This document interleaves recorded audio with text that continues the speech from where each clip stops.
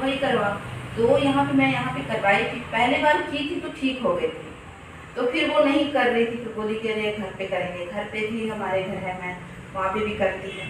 तो सोचे कि फिर से हुआ साइकिल चलाने से, जब साइकिल चलाने से नसें वहाँ पे रुक जाती है।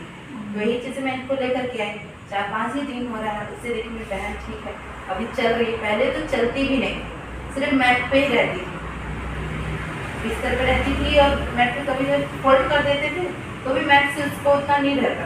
मशीन पे आई, मशीन पे की, सीजियम में भी की, उससे भी ठीक हो गया। कुछ ही खुद बताएगी तो कैसा है, पहले से ठीक है ना, दर्द तो नहीं होता है। बड़ी अच्छी बात है, मेरी बहन ठीक हो गई। मेरी दादी भी जब पहले थी तो गिर गई थी, चलते चलते ज़्यादा दूर तक गिर, तो जैसे पत्थर आ जाता है सामने तो फिर गिर जाते हैं, तो गिर गई थी। तब से उसको घुटने में दर्द होता था, घुटने में दर्द होते होते पैर में होने लगा, पैर में एक-दो में वो चलती रही तो कमर में दर्द होने लगा। अब वो छुट्टी भी थी, और जब उसे उसकी तबीयत खराब होती थी ना, तब वो बिस्तर से ही नहीं उठती, बहुत तकलीफ थी। रात को बहुत चिल्लाती थी, तब हम लोग छोटे 10-15 साल के थे, तब से इतना प्रॉब्लम था। जब हम लोग छोटे थे 10 साल के थे, तब से हम अपनी दादी को देखते ना दादा, तो वो यहाँ पे आई, कोई बताई थी उनको, मेरी दादी को, तो वो यहाँ पे आई, उससे मेरी दादी ठीक हो गई। पहली बार उसे बहुत दर्द हुआ, बोली कि बहुत दर्द हुआ, तो फिर करते करते ये देखिए 4 साल हो गए, 4-5 साल हो गए, मेरी दादी अभी ठीक है।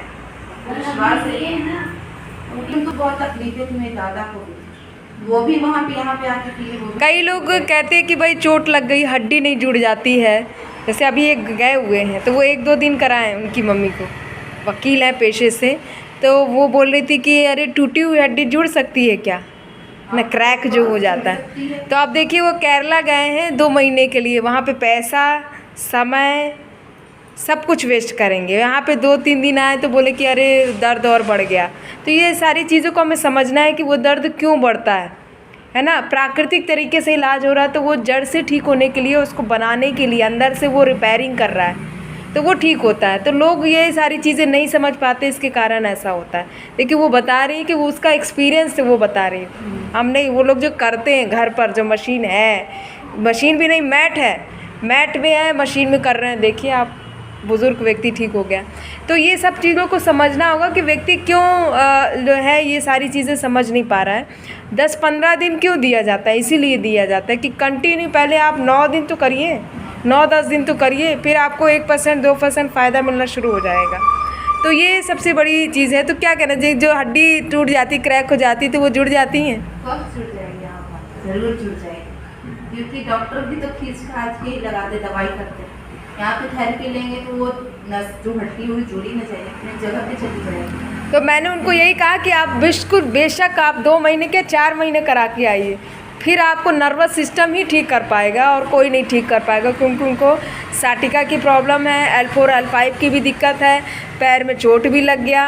तो देखिए रीढ़ की हड्डी शरीर से अंदर ग्रोथ भी करती है, बनाती भी है, और शरीर में जो तोड़ फोड़ करते हैं, चोट लग जाती है, एक्सीडेंट हो जाता है, 2 से 3 बार ऑपरेशन कराते हैं, तो वो क्यों कराते हैं, उसके बाद भी तकलीफ दर्द क्यों बना रहता है? वो इसीलिए बना रहता है क्योंकि बॉडी, रीढ़ की हड्डी, जड़ जो है मैनेजमेंट नहीं कर पाती, उसका रख रखाव नहीं कर पाती, इसके कारण ऐसा होता है। तो ये दर्द होगा तो ठीक होगा और निकलेगा तो सुधरेगा, ये नारा ज़रूर याद रखिएगा।